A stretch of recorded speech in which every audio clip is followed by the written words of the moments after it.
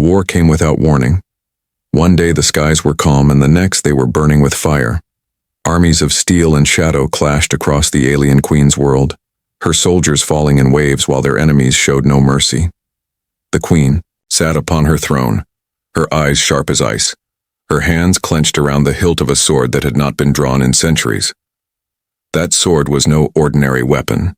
It was sacred, said to be forged from the bones of stars and the breath of gods. None outside her bloodline were meant to even touch it, for it was the symbol of her rule, the heart of her power. But in the chaos of war, something unthinkable happened. The sword was lost. No alien, no knight, no trusted commander could explain how it had slipped from the queen's chamber. Whispers spread through the palace like venom. Some said traitors had sold it. Others claimed the gods themselves had abandoned her. The queen's fury grew with every passing hour. Without the sacred sword in her grasp, her throne felt hollow, her people restless. She had sworn to protect them, yet how could she protect anything without the weapon that defined her crown? Far from her throne, far from the golden walls of her empire, a lone human stumbled across a battlefield littered with ash. He had no kingdom. He had no army. He was a wanderer, caught in a war he had not chosen. His armor was dented, his face marked by struggle, yet his spirit was unbroken. Among the broken spears and shattered shields, his eyes caught the glint of a blade half buried in the mud. He reached down, brushing away the ash, and lifted it. The sword pulsed in his hands. It was heavier than any weapon he had ever held, but it did not reject him. Instead, it hummed with a quiet light, as though testing the strength of his will. The human did not know its name nor its importance, but he knew it was no ordinary weapon. Something deep inside him whispered that this sword had chosen him, if only for a moment. News spread quickly that the sacred sword had been seen in the hands of a stranger. Some called it blasphemy, others mockery. The queen's fury turned to fire. Her enemies mocked her loss, and her own council feared the prophecy that spoke of outsiders touching the weapon of her bloodline. She summoned her captains, demanded the human be found, and swore he would pay with his life for daring to hold what was hers. Yet the human did not run. He did not sell the weapon, nor did he raise it against her soldiers. Instead, he carried it with quiet care, searching for the palace. For reasons he could not explain, he felt it was not his to keep. He had fought wars before, but this one was not his. He did not seek crowns or thrones. He sought only to return what he knew did not belong to him. When he finally stepped into the great hall, the queen's rage could have burned through stone. Her people gasped, some cowered, and her guards aimed their blades at his chest. But the human did not flinch. He walked slowly, each step echoing through the chamber, and held the sacred sword out before him. His voice was steady, though his life hung by a thread. "This belongs to you," he said. The queen's fingers curled tight as she took the hilt. The sword flared with light, as though recognizing her once more. Yet her fury did not fade. Her eyes, dark and sharp, locked on the human's. Never in her reign, never in her bloodline's history had anyone outside her kind dared touch the weapon and lived. Yet here he stood, unburned, unbroken, and unafraid. It was not gratitude that stirred in her chest, but outrage. The queen rose from her throne with slow, deliberate steps. The hall was silent except for the echo of her heels striking the polished stone. Her people watched with wide eyes, their fear filling the air like smoke. The human stood tall, though he knew one wrong move could end his life. The sword was now back in her hands, its glow shimmering faintly, but the fury in her eyes burned brighter than the blade itself. "Do you mock me, outsider?" Her voice was cold and sharp, like steel cutting through silence. The human shook his head. His voice was steady when he spoke, though every guard in the hall had their weapons drawn. "No. I found it on the field. I knew it was not mine. I brought it back." The queen's grip on the hilt tightened until her knuckles turned pale against her blue skin. To her people it was unthinkable. A human, a creature from a lesser world, had not only touched the sacred sword but carried it without being destroyed. Her ancestors had warned that no alien blood could bear its weight. And yet, here he was, alive and calm. The hall rippled with whispers, doubt spreading like cracks in marble. The queen's rage grew heavier with every word the human spoke. She should have struck him down where he stood, but something inside her hesitated. The sword itself hummed, faintly, as though reminding her of what had just occurred. She looked at the weapon, then back at the man. Her instincts screamed that this was wrong, that he should be dead. One of her captains stepped forward, armor clanging. "My queen, let us deal with him. He is a trespasser, unworthy to breathe your air."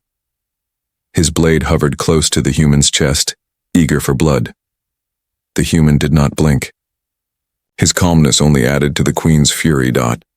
She raised her hand, halting the captain. Her eyes narrowed as she studied the human, searching for weakness. "Why bring it back?" she asked, her voice quieter but sharper, like a blade against glass. The man took a breath. "Because it was not mine to keep. I saw it for what it was. Sacred. I respect that." The queen's lips pressed into a thin line. To her, this explanation was as strange as it was insulting. In her world, power was seized, not returned. Conquerors took what they found. Kings guarded what they claimed. Yet this man had chosen to give back the very weapon that could have made him a ruler. She could not decide if it was arrogance or madness. Her council members exchanged glances. Some whispered that it was a sign from the stars, that perhaps the human was chosen. Others muttered that it was blasphemy, that he had cursed their queen simply by touching the blade. The air grew thick with tension. The queen raised the sword high, its glow lighting her face. "You should be ash," she hissed. "This sword burns those who are unworthy, yet you stand before me, untouched." Her voice cracked like thunder, filling the hall. "Explain this, human. Explain why the gods spared you." The human had no answer. He bowed his head slightly, not in weakness but in respect. "I cannot explain. I only did what felt right." His words stung her more than any insult. Simple, unpolished, yet impossible to ignore. The queen's fury surged once more, but beneath it an uneasy thought flickered. The gods had not struck him down. The sword had not rejected him. For the first time in her reign, doubt crept into her heart. She lowered the blade slowly, her sharp eyes never leaving. "You do not belong here, yet the sword did not deny you."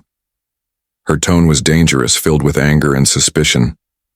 "Until I know why, you will not leave my sight." Gasps filled the chamber. To keep a human so close was unthinkable. To the queen, it was unacceptable. And yet she gave the order anyway. The guards closed in, not to kill, but to escort him deeper into the palace. The human's fate was now tied to hers, bound by the sword he should never have touched. The human was led through the winding halls of the queen's palace, flanked by armored guards who eyed him with suspicion and disgust. Their weapons stayed close to his back, ready to strike at the slightest move. Yet he walked calmly, his face neither fearful nor arrogant. The queen followed behind, her steps sharp and echoing like the beat of a war drum. Her sword was back in her grasp, but her thoughts remained unsettled. They reached a chamber carved of pale stone, lit by glowing crystals that pulsed faintly like living hearts. It was not a prison, though the guards surrounded him as if it were. The queen dismissed them with a wave of her hand, leaving only herself and the human in the vast room. The silence between them was heavy, broken only by the soft hum of the sacred blade. "You stand here breathing still when you should be dust," she said at last, her voice low and dangerous. "Do you know how many have tried to hold this sword? Do you know what it has done to them?" The human met her gaze. "I don't," he answered simply, "but I can guess." Her eyes narrowed, sharp and glowing. "It burned them, turned flesh to ash, bone to smoke. Warriors stronger than you, leaders greater than you. All fell to its judgment, yet you hold it as if it were nothing more than iron." Her hand tightened around the hilt. "You insult my bloodline with your very existence." He remained silent, letting her words settle. At last he spoke. I didn't ask for this, I only wanted to return what was yours. That answer again, simple, steady, infuriating. The queen's fury rose, but beneath it stirred something she did not want to name. Curiosity. If the gods had chosen to spare him, what did it mean for her throne, for her people, for the ancient laws she had sworn to uphold? She turned sharply, walking toward the great window that overlooked her city. Fires still burned in the distance where the enemy armies pushed against her borders. Her people suffered while she stood here wrestling with questions that should never have existed. She hated him for bringing those questions. You come from a world of weakness, she said without looking at him. Humans are fragile, short-lived, easily broken. What use is your kind in a war such as this? The human's voice was calm but carried weight. Fragile doesn't mean weak. We learn to fight because we must. We survive because we refuse to give up. The queen turned, her sharp eyes narrowing at him. She wanted to dismiss his words as pride, but the steady fire in his gaze unsettled her. He spoke not with the arrogance of a conqueror, but with the certainty of one who had endured. Her anger built again, but so did her unease. The sacred sword had rested in his hands without burning him. His words carried a quiet truth she could not ignore. She despised that she was listening at all. Do not mistake my tolerance for mercy, she said coldly.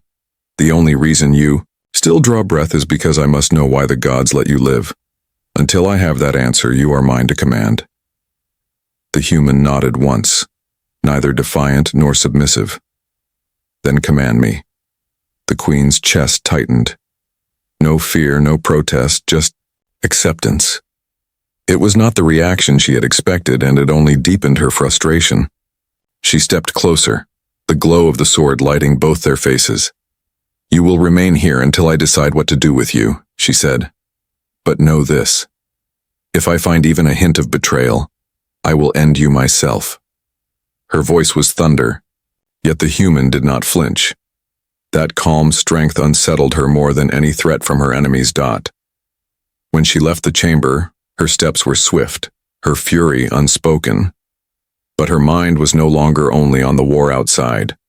It was on the human who should have been dead, but instead stood unbroken in her halls. The council chamber was filled with heated voices when the queen entered.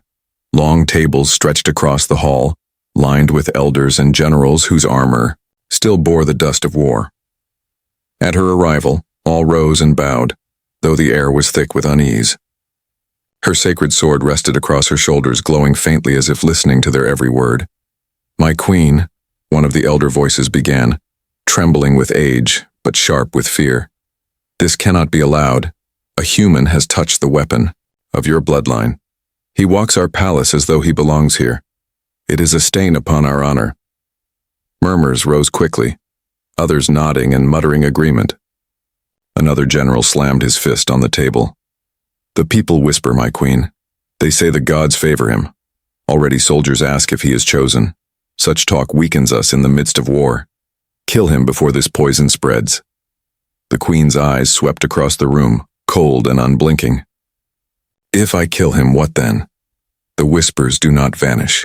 They grow louder. Doubt spreads faster than blood.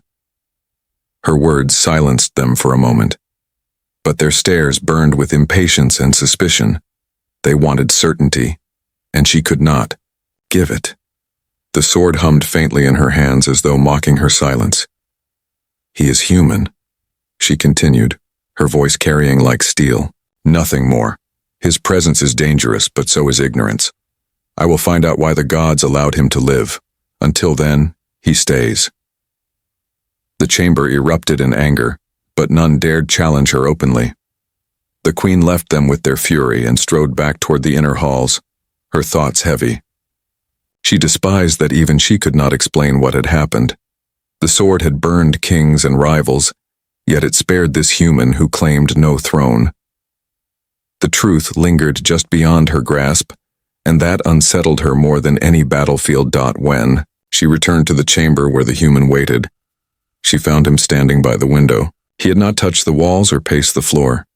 He stood still, watching the fires burning in the distance. You watch my city burn, she said, her voice cold. He turned to her calmly. I watch people fight for their homes. That is something, I understand. Her jaw tightened. She wanted to strike him for speaking as though he shared her burdens. Yet she could not deny the quiet truth in his words. For a moment she studied him in silence, then she stepped closer. You claim to respect what is mine. Then prove it. You will walk the battlefield at my side. You will see the weight of this war and the blood of those who fight for me. If you survive, perhaps I will know why you live. The human nodded once. If that is your command. Her eyes narrowed. She had expected hesitation, perhaps fear. Instead, he accepted without question. That calm acceptance infuriated her as much as it intrigued her. She turned sharply, motioning to the guards, prepare him, armor, weapons, at dawn he marches with me. The human bowed his head slightly, not in weakness but in acknowledgement. The queen's chest tightened as she looked at him one last time. She hated that she could not read him, hated that he faced her fury without breaking. But above all, she hated that the sacred sword had chosen silence in his presence, as if it waited for something only he could reveal. As night fell, the palace grew quiet. But the queen found no peace. Her people demanded blood, her council demanded answers, and her enemies demanded her throne. And now, walking at her side, was a human who should have been nothing, but instead carried the weight of a secret even the gods had not shared. The dawn came with the sound of drums. The queen stood before her army, her sacred sword gleaming in the rising sun. Soldiers lined the field in perfect formation, their armor shining, their banners rippling in the cold morning wind. Every eye was on her, yet whispers followed like shadows. They all saw the figure standing a step behind her, human, foreign, unclaimed by any banner. The queen felt the stares burn into her back, but she did not falter. She raised her sword high, and the glow rippled across the ranks like fire. Her voice carried across the field, sharp and unyielding. Today we fight not for land, not for pride, but for survival. The enemy seeks to break us, but they will not. For I still stand, and while I stand, so will you. Her soldiers roared, their voices shaking the ground. Yet among them, confusion lingered. Why was the outsider standing at her side, armored in steel that did not belong to their world? Why did she not strike him down for daring to hold the sacred weapon?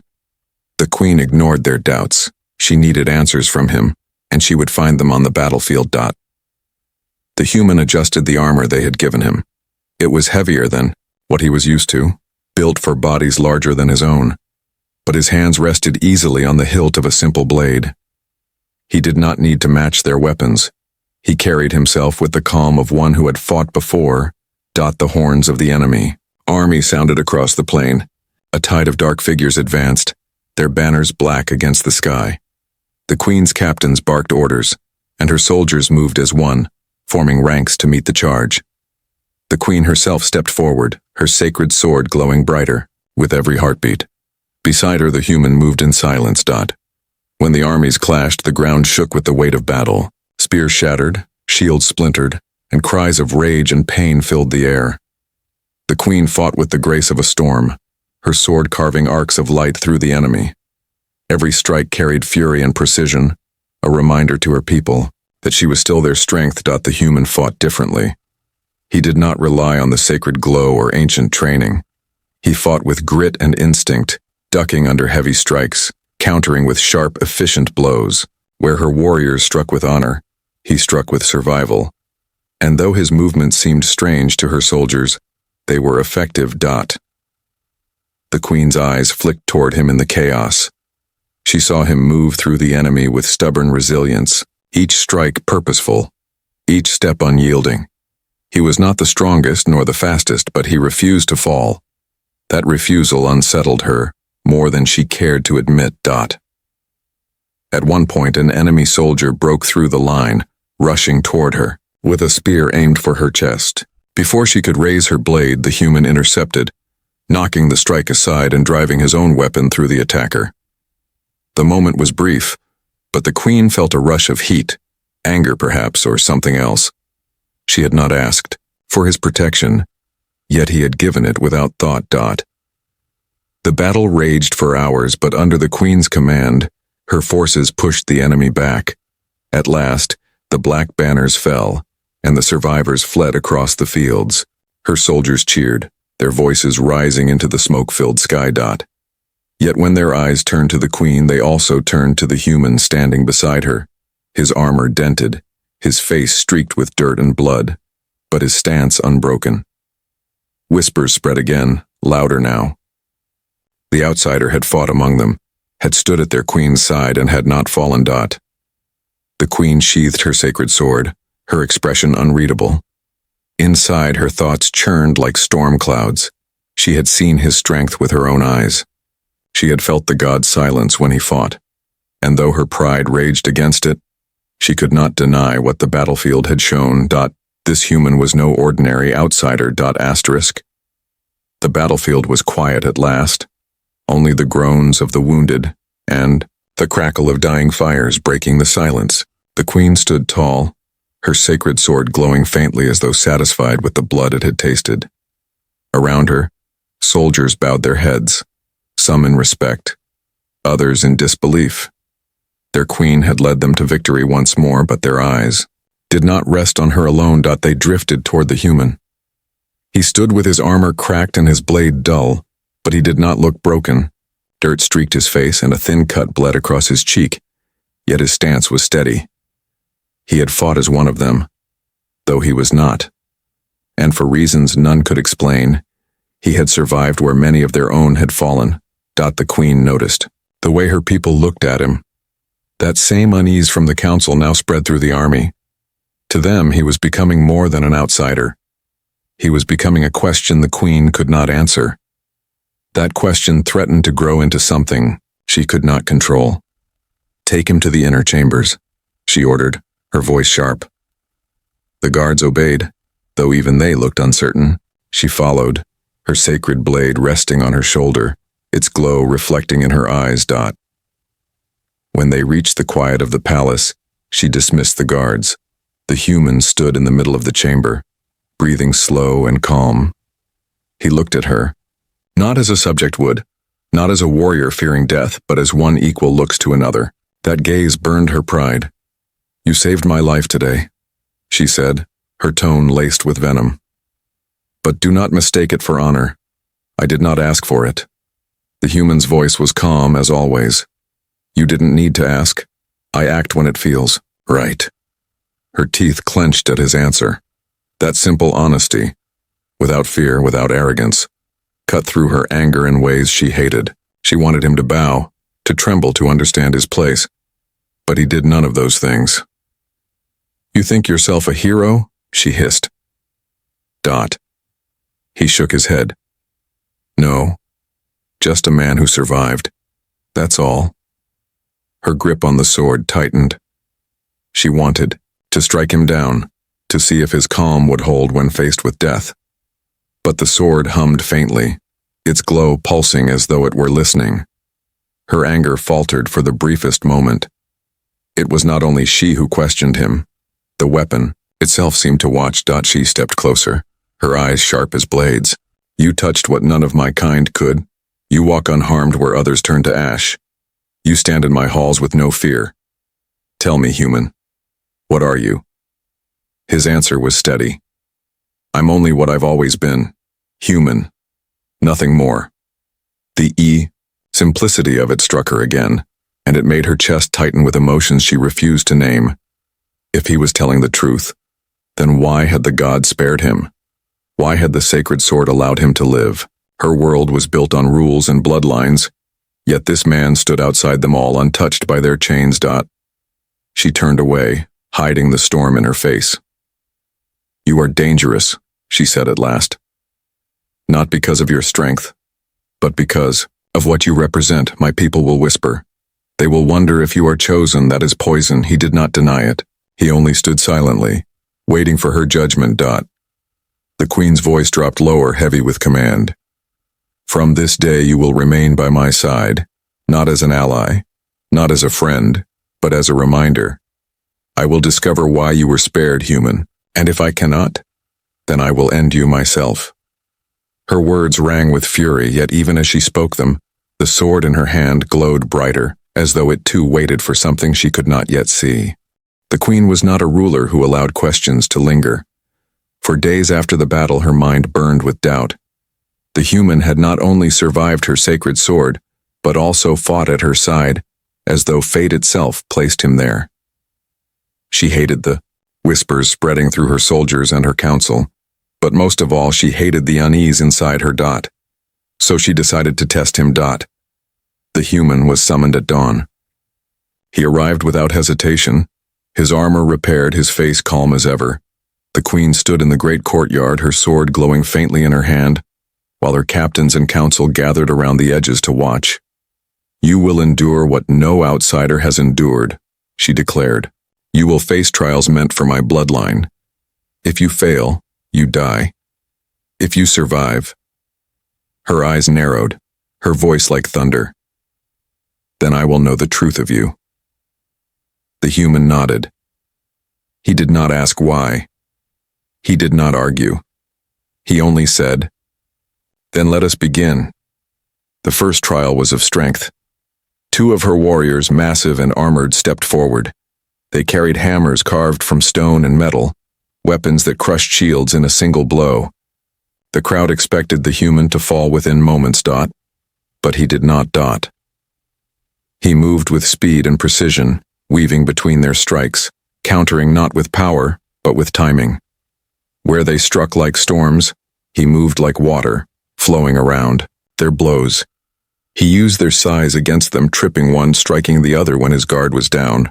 The courtyard filled with gasps as, after a brutal clash, both warriors lay defeated on the ground. The queen's face was calm, but her hand tightened on her sword. The second trial was of endurance.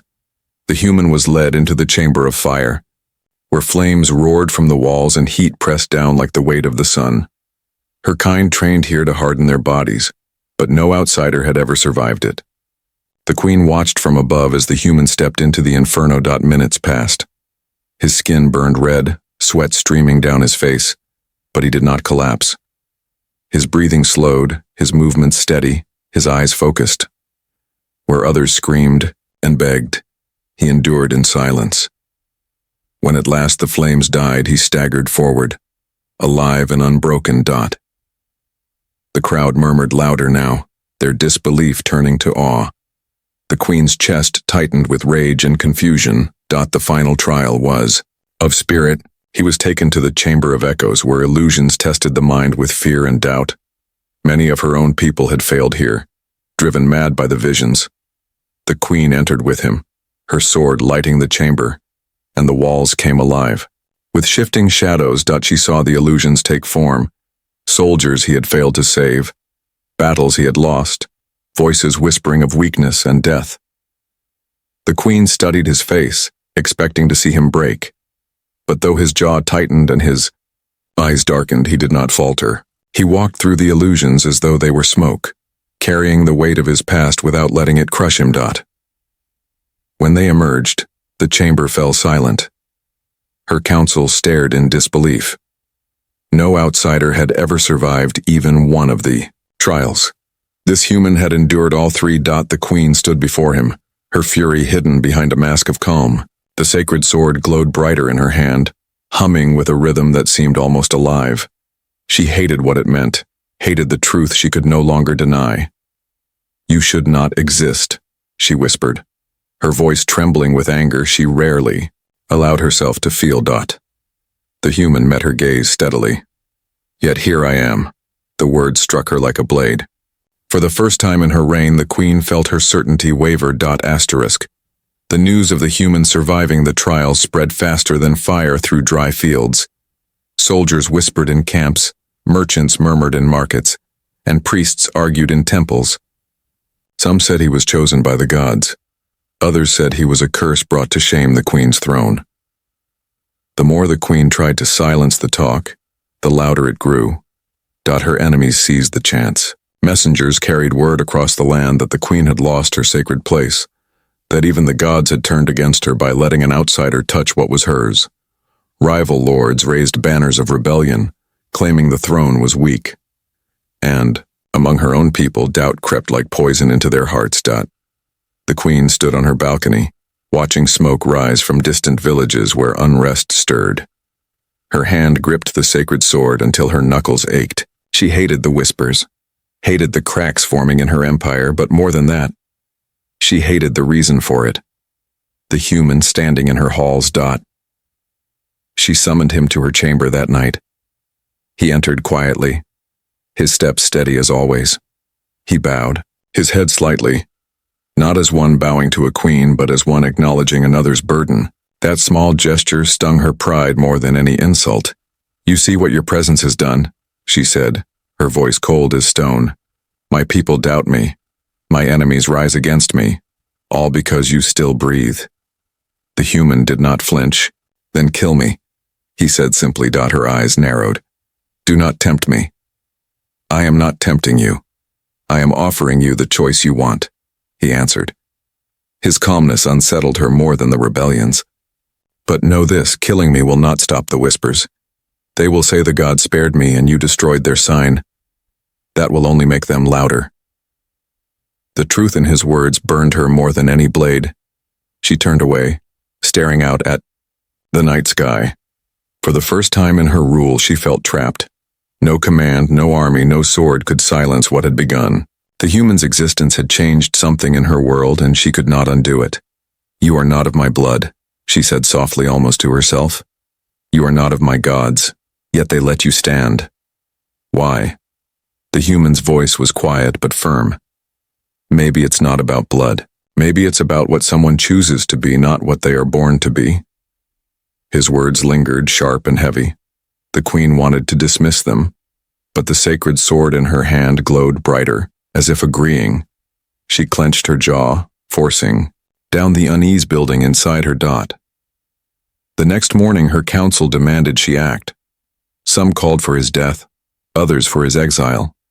A few even whispered he should be crowned beside her, their voices shaking with fear of what the gods intended. The queen silenced them all with a raised hand, but she could feel her control slipping. That evening, a messenger arrived from her enemies. He carried no sword, only words. His message was clear. Surrender the human to them, and the rebellion would end. Refuse and war would consume her throne. The queen's fury was like fire in her veins. To hand him over would be weakness. To keep him would be defiance. Either choice threatened her rule. Yet as she looked across the hall, her eyes found the human standing calmly, watching her with the same steady gaze he had always carried.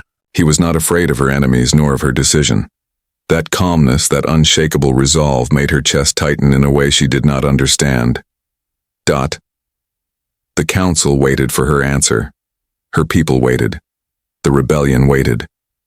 The queen gripped the sacred sword tightly, its glow bright enough to light the hall.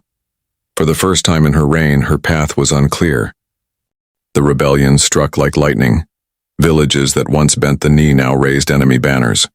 Armies gathered at the borders, swelling with warriors who claimed the queen's throne was broken. Her sacred sword had lost its meaning, they said, because a human had carried it and lived. The queen stood in her war chamber, maps spread before her, flames flickering against the stone walls. Her generals shouted over one another, some demanding they crush the rebellion swiftly, others insisting they bargain by handing the human over. Every voice grated against her pride. The sword at her side pulsed faintly, as though waiting for her command, but even its light could not silence her doubt. The human stood near the wall listening but saying nothing. He did not argue for his life, nor did he flinch when men called him a curse. He only watched the queen with steady eyes, as if he trusted her to decide his fate. That trust struck her deeper than any insult. She had threatened his life more than once, yet he still stood calm in her presence. At last she raised her hand, silencing the chamber. Her voice cut through the chaos like steel. "Enough. I will not surrender him. If my enemies want the human, let them try to take him. They will bleed for it." Her generals bowed, though unease lingered in their eyes. They could not understand why she chose to keep him. Even she questioned it, but pride would not allow her to hand him over. To do so would be weakness, and weakness she could not allow. The army marched within days. Across the plains, black banners rose like storm clouds, tens of thousands of rebels ready to break her throne. The queen led her soldiers to meet them, her sacred sword glowing brighter with each step.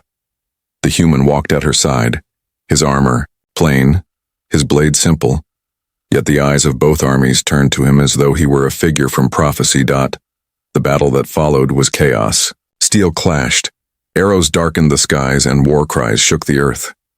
The queen fought at the front, her blade cutting down foes like fire through dry grass. Her soldiers rallied at the sight of her, their queen unyielding, her fury unmatched. But the enemy fought with desperation, and their numbers seemed endless. Lines broke, screams filled the air, and the queen found herself surrounded.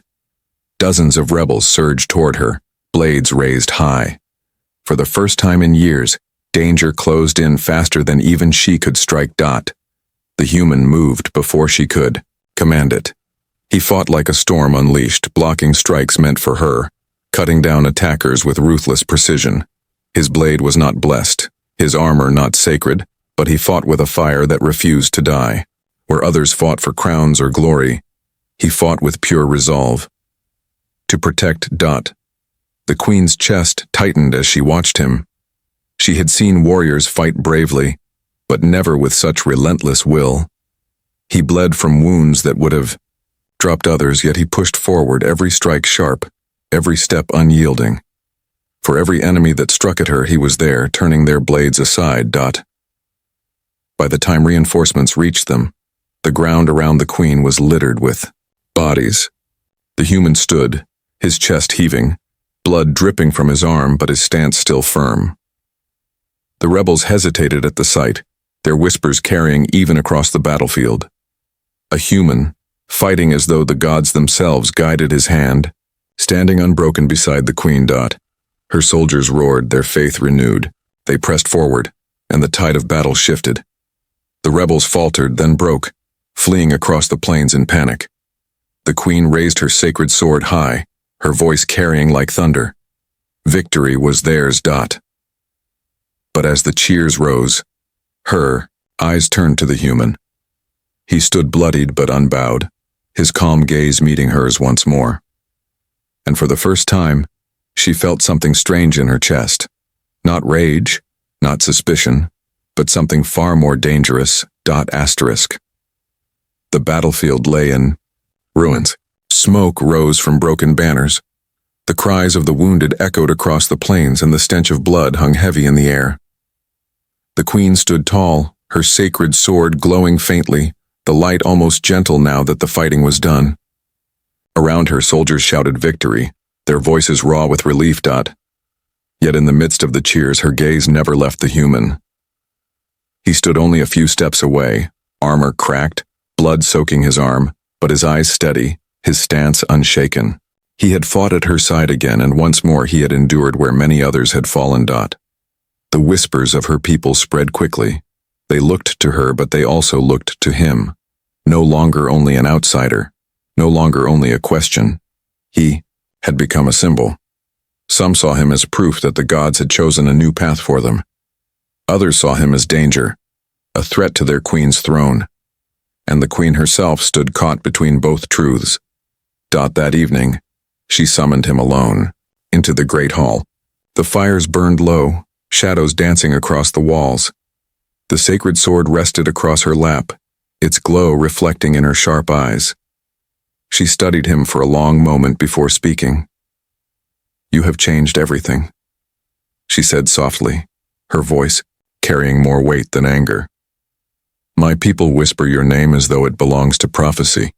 My enemies curse it as though it is their doom, and I—" She hesitated, a rare break in her steel. "I cannot deny what I have seen." The human bowed his head slightly. "I never asked for this, I only did what was right." Her lips pressed into a thin line. His words were always simple, yet they cut through her fury like light through shadow.